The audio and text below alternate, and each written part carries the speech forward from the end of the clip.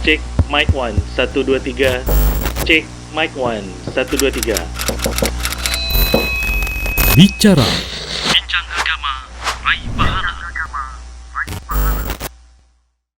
Bismillah, Assalamualaikum warahmatullahi wabarakatuh. Alhamdulillah, wassalatu wassalamu ala rasulillah ma'bad.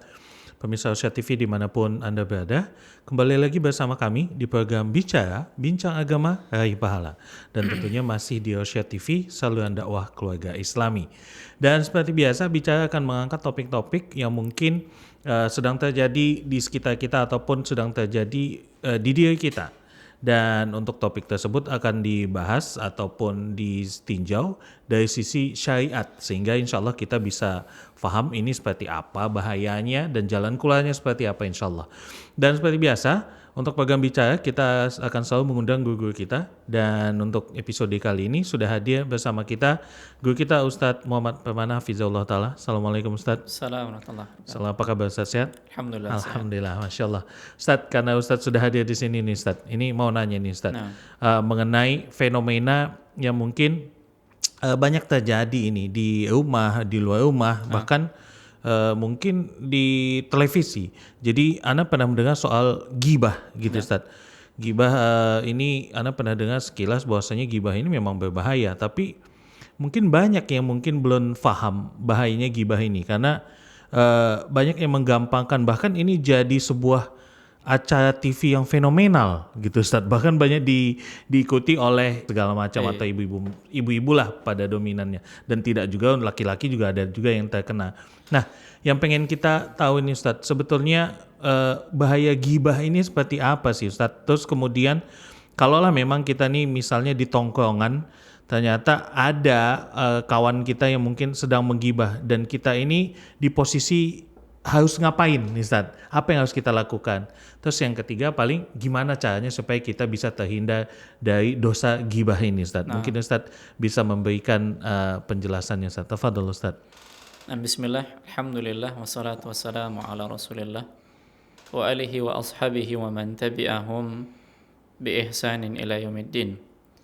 Para pemirsa yang dimuliakan oleh Allah, ada 3 pembahasan yang sudah disebutkan tadi. Apa itu ghibah, kemudian bagaimana kita bisa menghindar dari majelis-majelis ghibah, kemudian apa yang harus kita lakukan sekiranya hal itu terjadi pada diri kita, misalnya kita sudah menggibahi orang atau terjadi pada kita yang digibahi.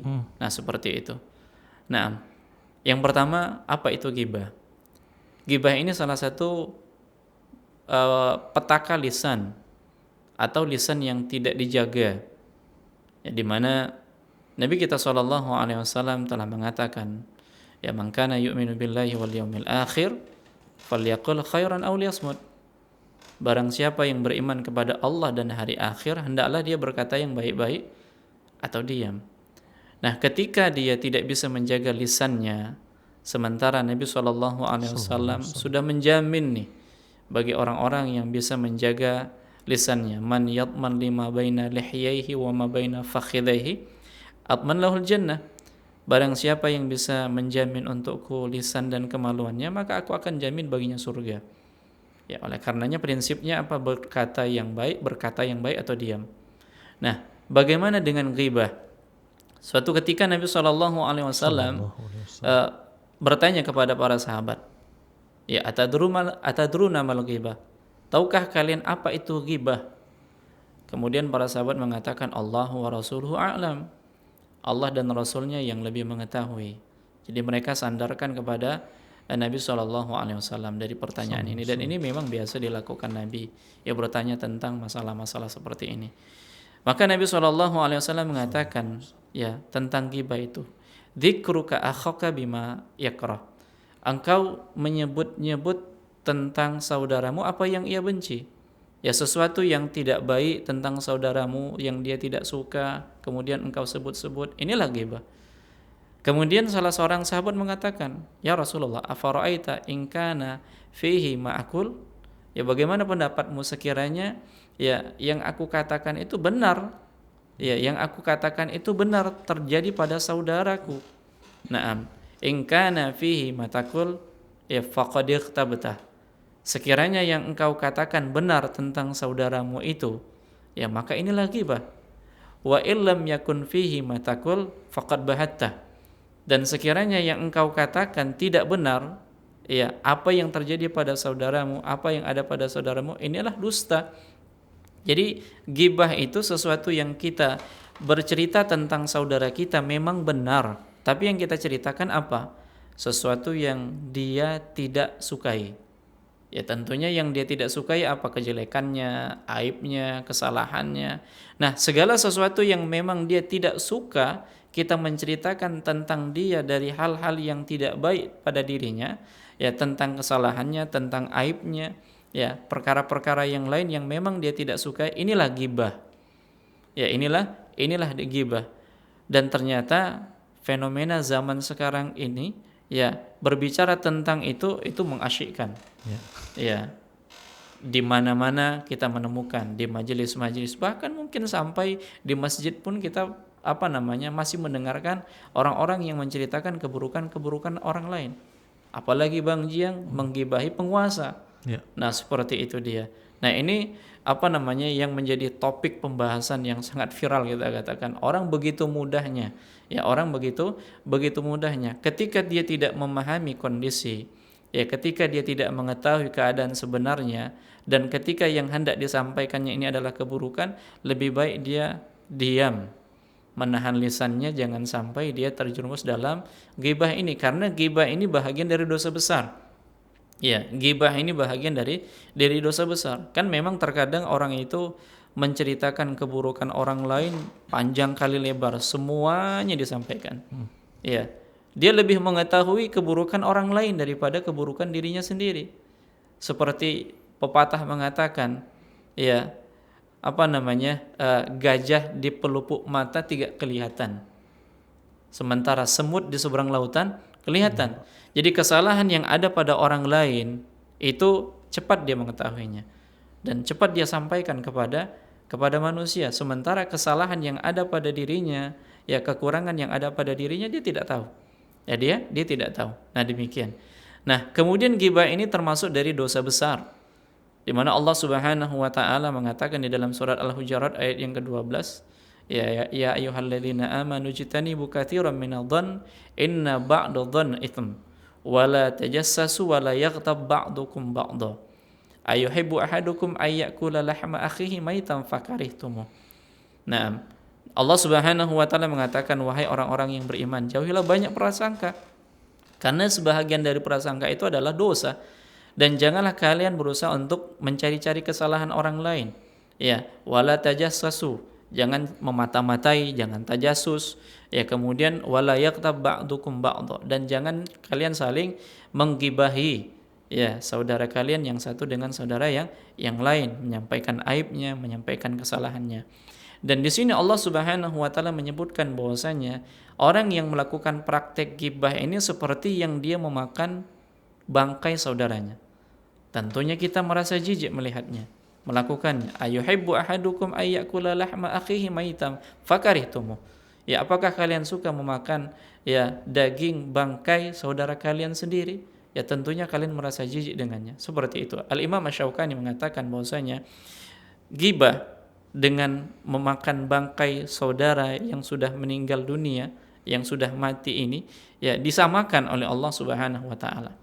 Ya disamakan oleh Allah Subhanahu wa taala. Kenapa demikian? Karena ketika ada bangkai, ya ketika ada bangkai kemudian dimakan oleh seseorang, dia enggak tahu siapa yang memakannya. Ya, dia tidak tahu siapa yang memakannya. Sementara kalau disamakan dengan ghibah, ketika ada orang yang digibahi, dia enggak tahu siapa yang menggibahinya. Ya, ini tersembunyi. Ya, ini tersembunyi. Seperti itu dia. Tentunya ya yang namanya bangkai, jangankan bangkai, ya jangankan bangkai, kita saja memakan daging saudara kita sendiri, ya itu tidak diperbolehkan. Ya itu tidak diperbolehkan, apalagi kondisinya sudah menjadi bangkai, kan demikian. Maka sama saja ketika kita menggibahi saudara kita ini, sama saja kita seperti memakan bangkainya. Ya, sehingga ya salah seorang salaf mengatakan, sekiranya ya dosa ghibah itu berbau, ya dosa ghibah itu memiliki baunya, maka tidak akan ada orang yang mau duduk di sampingku. Ya. Karena memang demikian. Ya para pemirsa yang dimuliakan oleh Allah, bahaya ghibah. Ya bahaya ghibah. Naam, efek buruknya apa ketika seseorang sudah melakukan praktek ghibah ini? Ya, efek buruknya adalah ketika seseorang sudah melakukan praktek ghibah ini, di samping dia memakan bangkai saudaranya, maka pada hari kiamat, ya kebaikan-kebaikan yang sudah dia lakukan ini akan diberikan kepada orang yang pernah dia ghibahi. Ya.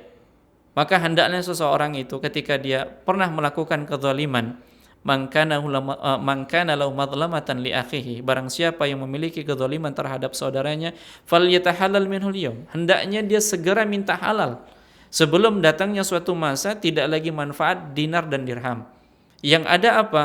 Yang ada pahala-pahala kebaikan yang pernah dia lakukan, ini diberikan kepada orang yang pernah dia zalimi. Salah satunya siapa? Salah satunya adalah orang-orang yang digibahi.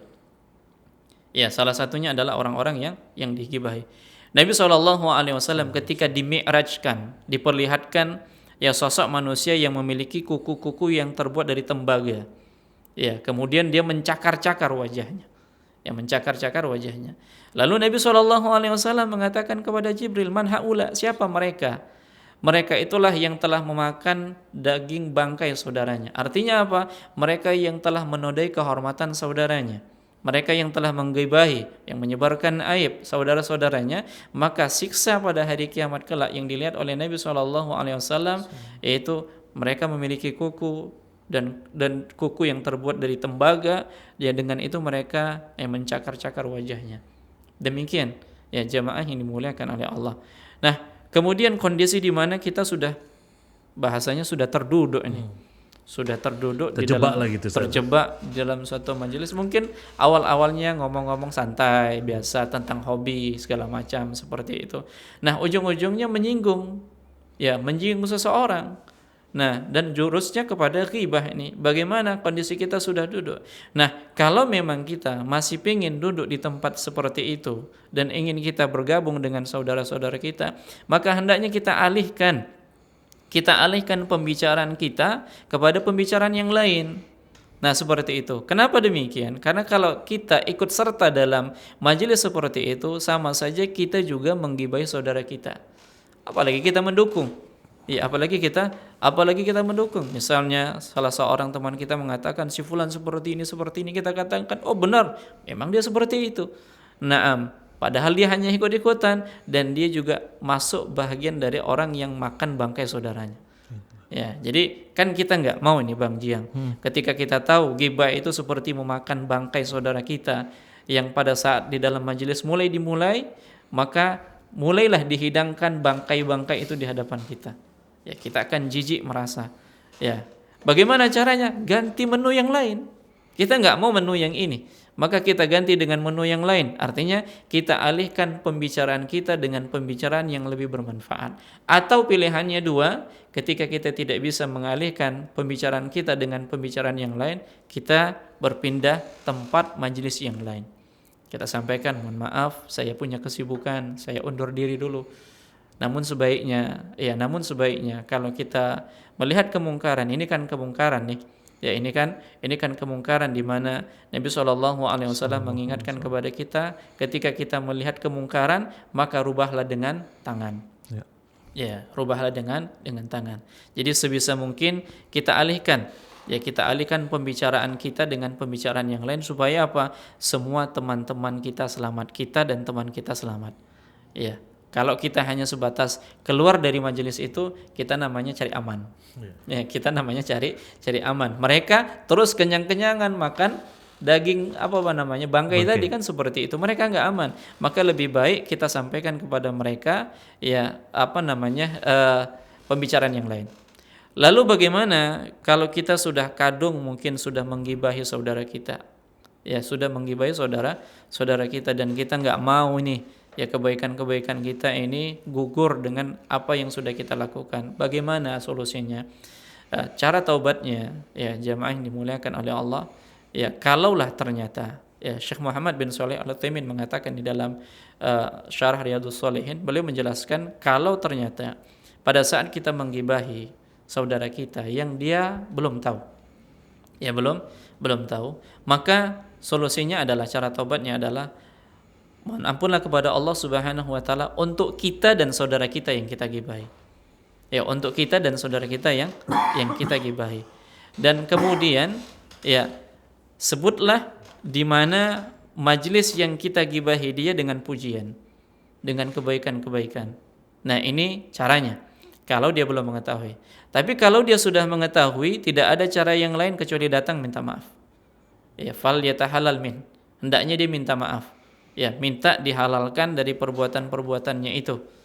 Nah, kalau dia mendengar ternyata kita sudah menggibahi dan dia sudah mendengar, ya, dan dia sudah mendengar kita nggak minta maaf, ya, kita nggak klarifikasi, maka siap-siaplah kebaikan-kebaikan yang kita miliki itu akan ditransfer kepadanya pada hari kiamat.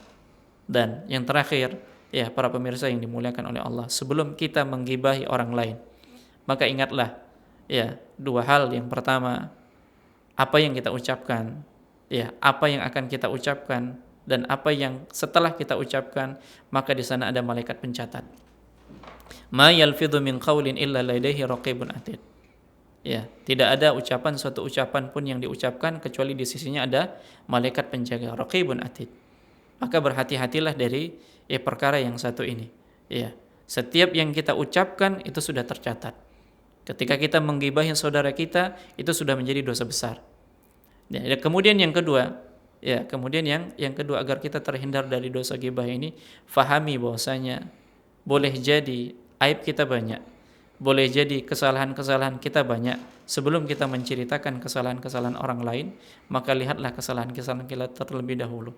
Sehingga ketika kita melihat kesalahan-kesalahan kita yang banyak, inilah yang menghentikan kita, mengurungkan niat kita untuk menceritakan keburukan-keburukan orang lain. Dan yang terakhir adalah, ya, jaga apa yang kita ucapkan, ya, dan Nabi SAW ingatkan berkata baik atau diam. Nah, demikian. Allahu a'lam. Masya Allah. Jadi berbahaya sekali sebetulnya gibah ini, Ustaz, ya. Jadi nggak bisa kita sepelekan, karena itu harus dihindari, jangan sampai terjadi sama kita, ataupun ya kita jangan sampai menggibahi orang. Gitu ya, Ustaz, ya. Masya Allah. Jazakallah khair, Ustaz. Jazakallah khair. Atas faedahnya. Baik, pemirsa Syah TV dimanapun Anda berada. Dengan demikian, sudah seluruh rangkaian acara kita di program Bicara kali ini, Bincang Agama Raih Pahala.